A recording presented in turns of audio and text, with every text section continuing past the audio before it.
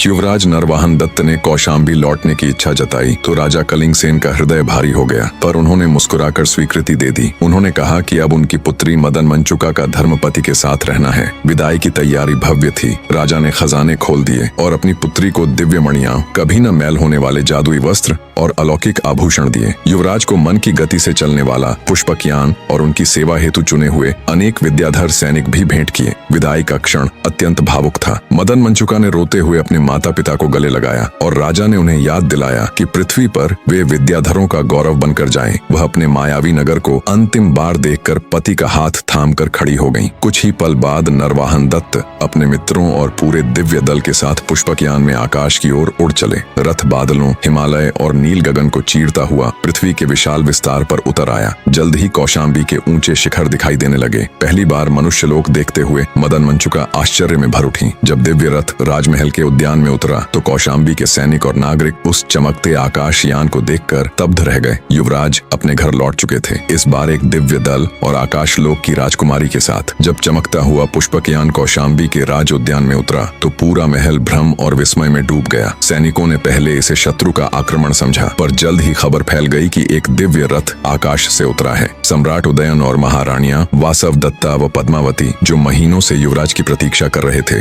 व्याकुल होकर उद्यान की ओर दौड़े। यान का द्वार खुला और सबसे पहले जो बाहर आया वह स्वयं नरवाहन दत्त था। अब एक तेजस्वी दिव्य आभा से दमकता हुआ नायक, उसके पीछे उसके तीनों मित्र उतरे। वासव दत्ता की आंखों से खुशी के आंसू छलक पड़े, पर असली आश्चर्य तब हुआ जब युवराज ने कहा, पहले अपनी पुत्र वधू से मिलिए। यान से उतरी मदन मंचुका, एक ऐसी दिव्य कन्या जिसका सौंदर्य और तेज देखकर पूरा उद्यान स्तब्ध रह गया, मानो कोई स्वर्गीय देवी पृथ्वी पर उतर आई हो। युवराज ने माता पिता के चरण छूकर परिचय कराया। वासव दत्ता का हृदय अचानक इस कन्या के लिए गहरे स्नेह से भर गया, जैसे वह जन्मों से उनकी अपनी बेटी हो। उन्होंने मदन मंचुका को अपने आलिंगन में भर लिया। यह केवल सास बहू नहीं बल्कि दो आत्माओं का पुनर्मिलन था। इसके बाद नरवाहन दत्त ने अपनी अद्भुत यात्रा, शिव तपस्या, युद्ध और विवाह की कथा सुनाई। सम्राट उदयन गर्व से भर उठे। उनका पुत्र सचमुच आकाश को छू आया था। उत्सव मनाओ, उदयन ने आदेश दिया। कौशाम्बी आनंद से झूम उठा। वर्षों में पहली बार महल में बहने वाले आंसू दुख के नहीं, अपार खुशी के थे और पूरा नगर दिव्य पुत्र वधू व विजयी युवराज के स्वागत में जगमगा उठा। राजधानी कौशाम्बी में उत्सव का जो आरंभ हुआ वह महीनों तक चलता रहा। प्रजा ने ऐसा चमत्कार अपने जीवन में नहीं देखा था। वे न केवल अपने खोए हुए युवराज के लौटने की खुशी मना रहे थे, बल्कि अपनी नई दिव्य युवराज जी को पाकर भी स्वयं को धन्य मान रहे थे।